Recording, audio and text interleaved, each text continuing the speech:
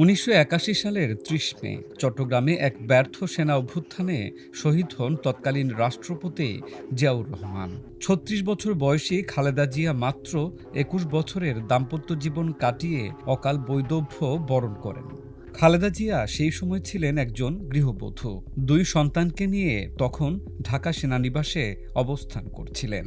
একদিকে দলীয় কোন্দল, অন্যদিকে বিএনপির অনেক নেতার এরশাদের মন্ত্রিসভায় যোগদান। এই দুই পরিস্থিতিতে বিএনপি তখন অনেকটা ছত্রভঙ্গ, বিপর্যস্ত এবং দিশেহারা। কে ধরবে বিএনপির হাল?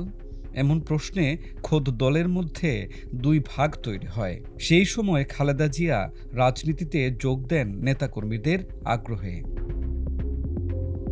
১৯৮২ সালের ৪ জানুয়ারি তিনি দলের সাধারণ সদস্য পদ গ্রহণ করেন। শুরু হয় আটপৌরে গৃহবধূ থেকে রাজনীতিবিদ খালেদা জিয়ার আরেক জীবন। এমন অবস্থার মধ্যেই বিএনপির ভাইস প্রেসিডেন্ট বিচারপতি আব্দুস সাত্তার অস্থায়ী প্রেসিডেন্টের দায়িত্ব নেন।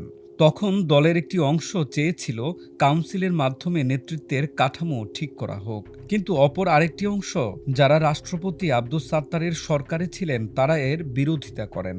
দলের প্রবীণ ও তরুণ অংশটি খালেদা জিয়াকে সমর্থন করেন। দুইজনের নমিনেশন পেপারই নির্বাচন কমিশনের নিকট দাখিল করা হয়।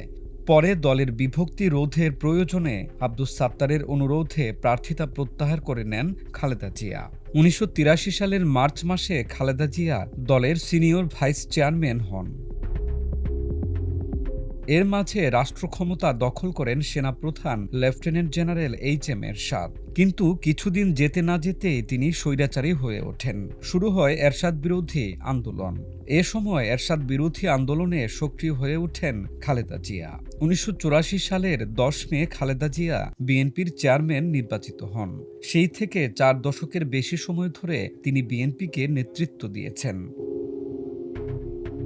সামরিক শাসক হুসেইন মোহাম্মদ এরশাদের বিরুদ্ধে একযোগে গণতন্ত্র পুনরুদ্ধারের সংগ্রামে নামে আওয়ামী লীগ ও বিএনপি। ১৯৮৬ সালে জেনারেল এরশাদ একটি নির্বাচন আয়োজন করেন। আওয়ামী লীগ, বিএনপি, জামায়াত সিদ্ধান্ত নিল যে তারা নির্বাচন বর্জন করবে। কিন্তু শেষ পর্যন্ত আওয়ামী লীগ ও জামায়াত এরশাদের আয়োজিত ৮৬ নির্বাচনে অংশ নেয়। কিন্তু নির্বাচন বর্জন করে আন্দোলনের পথে হাঁটলেন খালেদা জিয়া। ধারাবাহিকভাবে এরশাদ বিরোধী আন্দোলনের মধ্য দিয়ে তিনি একটা আপোষহীন ভাবমূর্তি গড়ে তুললেন। মানুষ তাকে আন্তরিক, নীতিবান এবং আপোষহীন হিসেবে গ্রহণ করে নিল। গণ আন্দোলনের মুখে ১৯৯০ সালের ৬ ডিসেম্বর এরশাদ সরকারের পতন ঘটে। ১৯৯১ সালে অনুষ্ঠিত হয় বাংলাদেশের ৫ম জাতীয় সংসদ নির্বাচন। খালেদা জিয়ার নেতৃত্বাধীন বিএনপির প্রথম ভোট। মাঠের রাজনীতিতে আওয়ামী লীগের শক্তিশালী অবস্থান। অনেকটা ধারণা করা হয়েছিল যে নির্বাচনে অনায়াসে ক্ষমতায় আসবে আওয়ামী লীগ, কিন্তু ভোটের ফলাফলে দেখা গেল ভিন্ন চিত্র। বিএনপির ১৪০টি আসনের বিপরীতে আওয়ামী লীগের আসন ৮৮টি। সরকার গঠন করে বিএনপি।